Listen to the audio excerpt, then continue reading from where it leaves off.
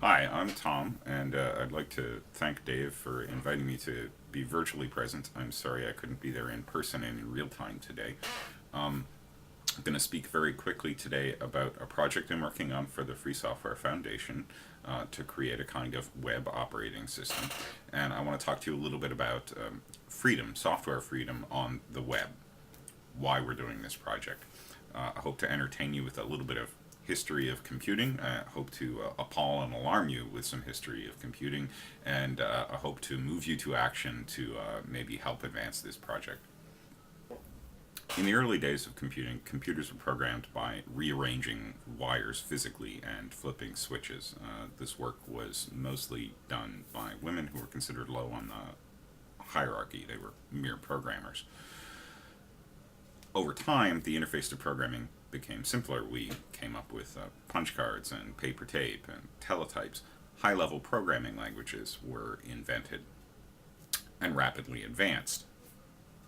Interactive video display terminals were invented, and with them came the concept of interactive computing. Computers were enormously expensive, and in an interactive computing scenario, they mostly sat idle waiting for users to type something, and so time-sharing operating systems became all the rage. Later, in historical terms, cloud computing was invented.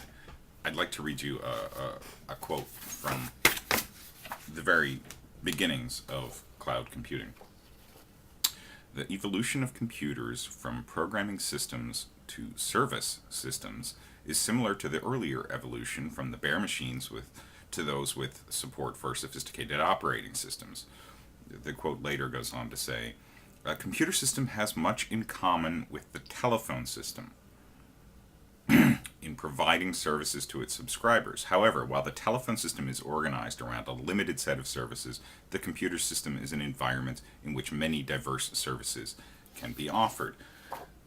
In other words, in this quote, computing will be treated as a utility akin to telephone service. You might pick up a phone and get dial tone. You might turn on your terminal and you'll be connected to the computer service. Now, this quote comes from 1973. It comes from a fellow named Bob Frankston. You may have heard of Bob Frankston. He's somewhat famous for being one of the co-inventors of VisiCalc, and this quote is from his master's thesis at MIT. Why was it that in 1973, a master's student at MIT was contemplating cloud computing and how best to implement it? The short answer is because the phone company wanted to be in that business. They wanted to run the large data centers to which we would all connect with our home terminals. They wanted to sell computing much as they sell dial tone service. What has this to do with freedom? Why should there be concern? Well, during this same period of time, the phone company was in bed with the United States intelligence establishment spying on people via the phone system, taking advantage of their administrative control of the phone system in order to give unfettered access to the spooks, the spies, to monitor the population. And nothing has changed, as we have seen in, for example, the very famous EFF related wiretapping case on the internet, the infamous closet in San Francisco. And this is one of the whole points of the software freedom movement, is that if users do not control the computing systems that they use, then the administrators who do control them are way too easily tempted to abuse the control that they have over users. In the late 1970s and the early 80s, some brash young men brought us the personal computer, and another brash young man brought us the concept of free software. And it seemed for a period of time like this was the antidote to the notion of centralized computing controlled by the phone company.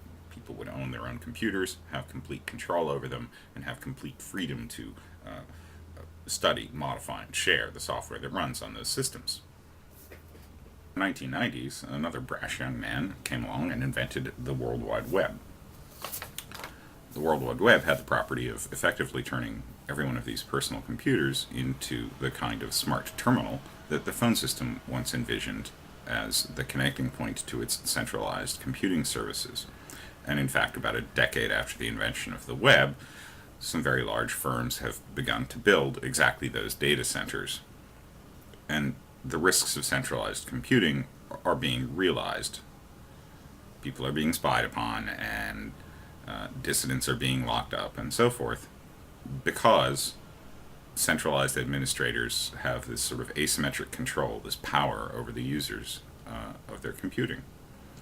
And so, how do we fix this? And that's where the FSF project comes in.